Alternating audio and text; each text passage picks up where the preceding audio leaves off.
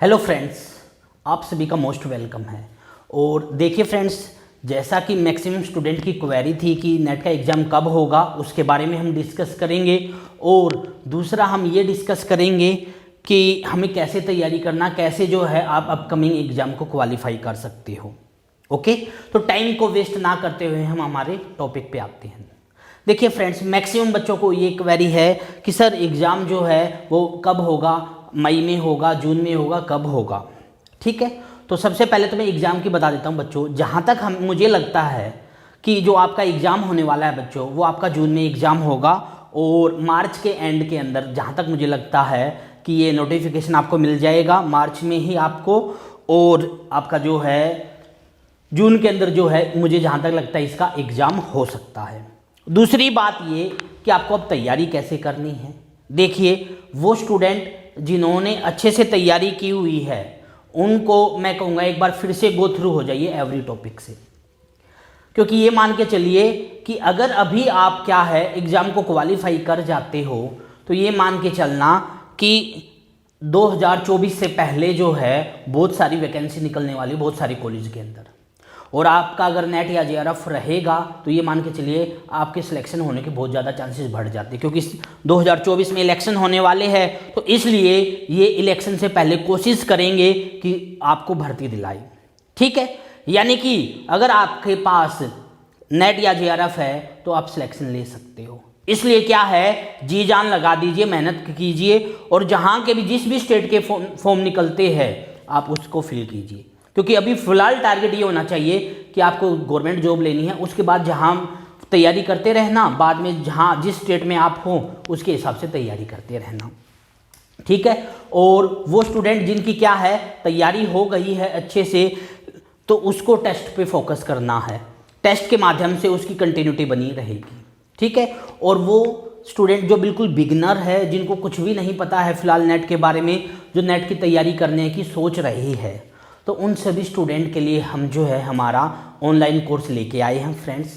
और इस online course के अंदर मैं आपको बिल्कुल जीरो लेवल से सिखाने की कोशिश करूंगा, जीरो से एडवांस लेवल पे लेके जाने की कोशिश करूंगा। और यकीन मानिएगा, अगर आप अच्छे से तैयारी करते हो, बैच को ज्वाइन करते हो, स्टडी करते हो, तो आने वाला ये जो अपकमिंग एग्जाम है डेफिनेटली आप इसको क्वालिफाई कर जाओगे। ठीक है, तो इसलिए क्या है, अपना एक ही मोटो रखिए, अपना एक ही एम लेके चलिए कि हाँ मुझे इस एग्ज़ाम को क्वालिफाई करना है। अगर आपका एम फिक्स है तो आपके सिलेक्शन होने से आपको कोई नहीं रोक सकता। लेकिन अगर आपका एम फिक्स नहीं है फिर आपका कोई सिलेक्शन नहीं दे सकता। ठीक है, तो आपका जो एम है वो आपका बिल्कुल क्लियर होना चाहिए कि हाँ मुझे ये करना है। क्योंकि देखिए, जैसा कि आप देख पा रहे हैं कि पहले क्या होता था कि पहले कुछ चुनिंदा टॉपिक करने से, जैसे फॉर एग्जांपल रियल आपने कर लिया, लीनियर आपने कर लिया और कॉम्प्लेक्स कर लिया और एक दो पेपर आपने और कर लिए, तो आपका नेट हो जाता था। लेकिन अब जो हो रहा है कि वो 2-3 पेपर करने से हमारा नेट नहीं हो पा रहा। क्योंकि कुछ क्वेश्चन ऐसे टिपिकल आ रहे हैं कि उन क्वेश्चनों को कर पाना एक एवरेज स्टूडेंट के लिए पॉसिबल नहीं है। उसके लिए आपको क्या करना होगा, उसके लिए आपको सभी टॉपिक पे अब आना होगा।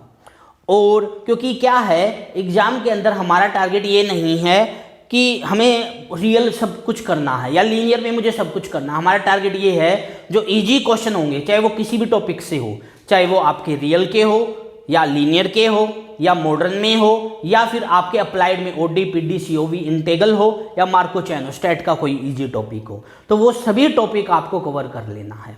और ऐसे कवर करोगे तो आपके एग्जाम में सिलेक्शन को कोई नहीं रोक सकता। ठीक है, तो अपनी तैयारी जो है वो एक स्ट्रॉन्ग तैयारी के साथ अपने आप को आगे बढ़ना है।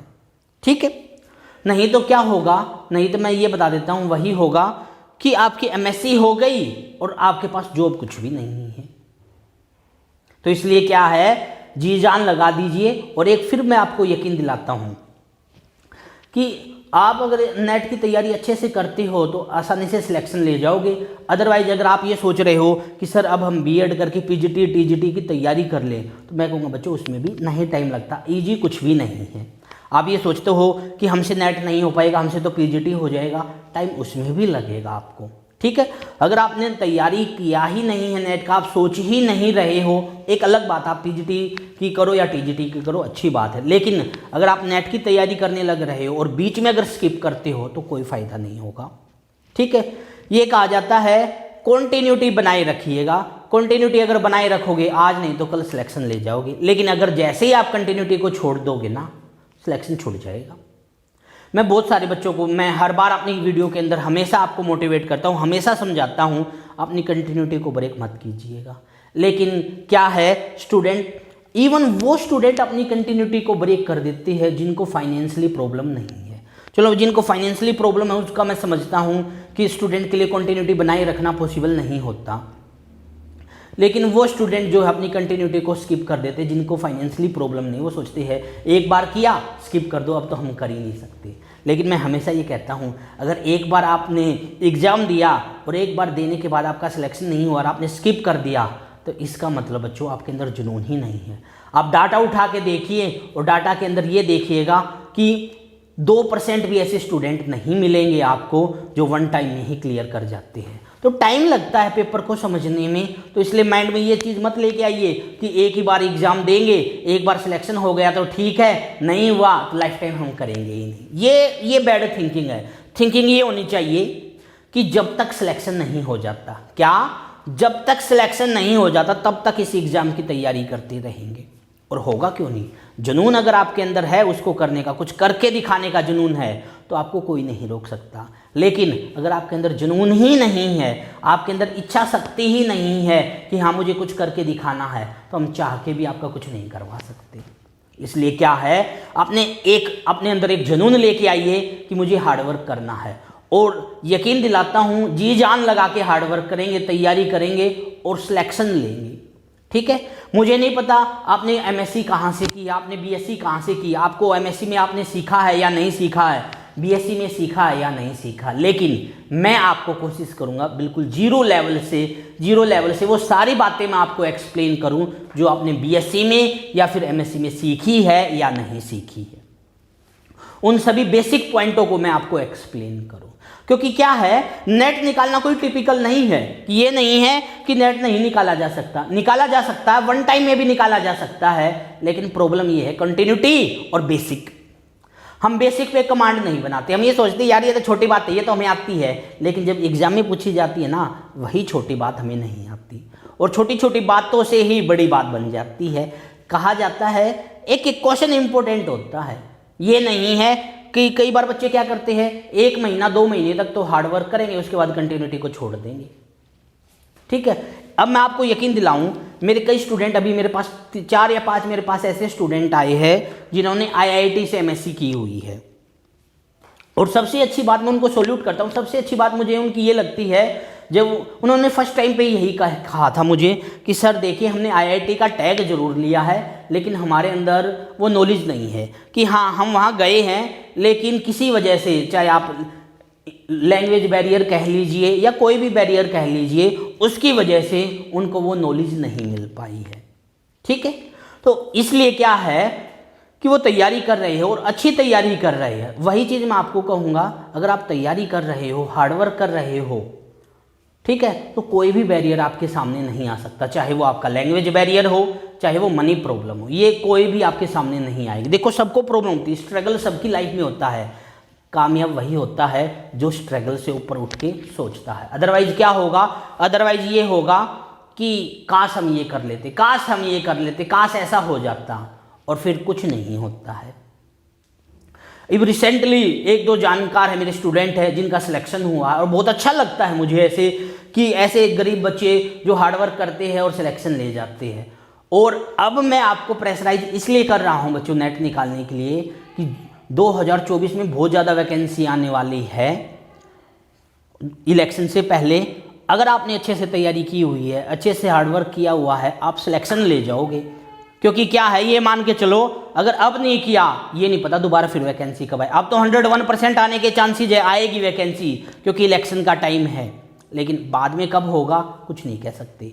इसलिए आपको मैं सिर्फ एक ही सलाह दूंगा, अब सिर्फ 1 साल हार्डवर्क कर लीजिए, आपके हाथ में गवर्नमेंट जॉब होगी। अच्छे से मेहनत कर लीजिए, समझ के हर एक टॉपिक को लेके चलिए, आपका सिलेक्शन होएगा, 100% होएगा। या फिर वो स्टूडेंट जो एमएससी में अभी है, एमएससी फर्स्ट ईयर में है या फाइनल ईयर में है, तो उनको भी मैं यही कहूँगा, आप भी जो है साथ के साथ नेट की तैयारी करना शुरू कर दीजिए। ये मत सोचिए कि यार पहले एमएससी पे फोकस करते बाद में नेट निकालेंगे, बाद में फिर क्या होता है, बाद में कुछ नहीं होता। साथ के साथ करोगे आपको एमएससी में भी हेल्प मिलेगी और वहाँ से नेट में तो ओबियसली आपको हेल्प मिलेगी ही मिलेगी।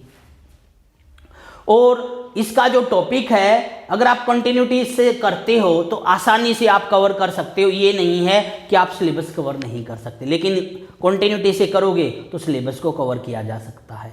इसलिए क्या है, अपनी जी जान लगा दीजिए, एक मन में एक निश्चय कर लीजिए कि हाँ, कि अब तो हमें जो है कॉलेज का प्रोफेसर बनना है। और एक बार अगर आप बन जाओगे तो यकीन मानिएगा, जो भी आपकी फाइनेंशियली प्रॉब्लम है या कोई भी आपकी अदर प्रॉब्लम है, वो सभी आपकी दूर हो जाएगी। आपको ये लगता है कि सर मुझे और आगे स्टडी करनी है, वो सारी चीज़ें आप कर पाओगे। क्योंकि क्या है, बहुत से स्टूडेंट का मैं जानता हूँ बैरियर ये रहता है कि सर हम फीस अफोर्ड नहीं कर पाते। और ऑब्वियसली है कि अगर कोई दिल्ली में जाके तो पॉसिबल ही नहीं है। अगर ऑफलाइन क्लास में अगर दिल्ली में जाके रहना हो तो वो लगभग 1 लाख के नियर आप खर्चा मान के चलिए, और एक मिडिल क्लास स्टूडेंट के लिए ये अफोर्ड कर पाना पॉसिबल नहीं है। और इसलिए इन स्टूडेंट के लिए मैं हमेशा प्रेफर करता हूँ कि वो ऑफलाइन की बजाय ऑनलाइन पे वर्क कीजिए। उनसे फ़ायदा उनको ये होता है कि एटलीस्ट उनका वहाँ रहने का जो खर्चा है, खाने का खर्चा, वो तो उनका बचता है। और रही बात क्लास की, तो ऑनलाइन क्लास को भी हम ऐसे ही ट्रीट करके चलते जैसे आप ऑफलाइन क्लास में। आपको बिल्कुल भी ये नहीं लगेगा कि आप बोर हो गए या आपको समझ में नहीं आ रहा, आपको बिल्कुल समझ में आएगा और सब कुछ हम अच्छे से लेके चलते हैं। ठीक है फ्रेंड्स, इसलिए क्या है, हमारे जो है ऑनलाइन क्लासेस के रजिस्ट्रेशन स्टार्ट हो गए हैं। अगर आपका टारगेट ये है कि आने वाला जो एग्ज़ाम है उसको आपको क्रैक करना है, क्वालिफाई करना, एक अच्छी रैंक चाहिए है, या आपका नेट है, आप जेआरएफ की तैयारी कर रहे हो, या फिर आपका नेट जेआरएफ है, आप असिस्टेंट प्रोफेसर के लिए तैयारी कर रहे हो, आप नॉलेज के लिए स्टडी कर रहे हो, तो ये जो हमारी ऑनलाइन क्लासेज है ये आपके लिए बहुत ज़्यादा यूजफुल होने वाली है। ठीक है, तो आप क्या है, हमारी ऐप से मुदगिल एकेडमी ऑफ मैथमेटिक्स, वहाँ से आप जो है आपका रजिस्ट्रेशन करवा सकते हो, और आपको कोई क्वेरी है आप हमसे जो है डिस्कस कर सकते हो। और दूसरी बात ये, अगर आपको ये लगता है कि सर हमें डेमो लेक्चर चाहिए है, तो आप हमसे डेमो लेक्चर भी ले सकते हो। ये देख सकते हो कि पढ़ाने का तरीका क्या है, और यकीन मानिए जो पढ़ाने का तरीका हमारा फर्स्ट डे पे रहेगा वही हमारा लास्ट डे पे रहेगा। ऐसा नहीं है कि फर्स्ट डे पे आपको अच्छा पढ़ाया जाएगा, बाद में आपको ये लगे अब तो कुछ समझ में नहीं आ रहा। नहीं, जैसा फर्स्ट डे पे होगा वैसा ही लास्ट डे पे होगा, बिल्कुल सब कुछ आपको समझ में आएगा। ठीक है, आई होप आप सभी तैयारी करने वाले हो, हार्डवर्क करने वाले हो, और आने वाले एग्जाम को आप मेरे साथ मिलके क्वालिफाई करेंगे। ओके फ्रेंड्स, तो हम सभी मिलते हैं हमारे ऑनलाइन क्लासेस के बैच के अंदर। आई होप आप सभी जो है इस लेक्चर को ज्वाइन करने वाले हो। ठीक है, अगर आपके फ्रेंड सर्कल में कोई ऐसे स्टूडेंट है जो नेट की तैयारी कर रहे हैं, तो मैं चाहूँगा फ्रेंड्स प्लीज़ इस वीडियो को अपने फ्रेंड सर्कल में शेयर कीजिएगा ताकि उनको हेल्प मिल सके। और अगर हमारी वीडियो आपको अच्छी लगी हो तो प्लीज़ लाइक कीजिएगा, शेयर कीजिएगा और सब्सक्राइब कीजिएगा, ताकि आने वाली वो वीडियो जो हम फ्री में यूट्यूब पे लेके चलते हैं आपको उसमें हेल्प मिल पाए। कि अगर आप ये है कि कोचिंग नहीं ले सकते तो बहुत सारा कंटेंट जो है हम यूट्यूब में फ्री में हम प्रोवाइड करते हैं। इवन एमएससी क्लास के बहुत से टॉपिक हमने जो है प्रोवाइड किए हुए हैं, और कोशिश ये करने वाला हूँ कि आगे हम एमएससी क्लास को भी हम जो है टीच करें, ताकि बच्चे की जो एमएससी में जो प्रॉब्लम होती है वो भी उनकी दूर हो जाए। ओके, तो आई होप आप सभी की अच्छी तैयारी कर रहे हैं और आप हार्ड वर्क करोगे। थैंक यू फ्रेंड्स, मिलते हैं हम सभी नेक्स्ट क्लास में।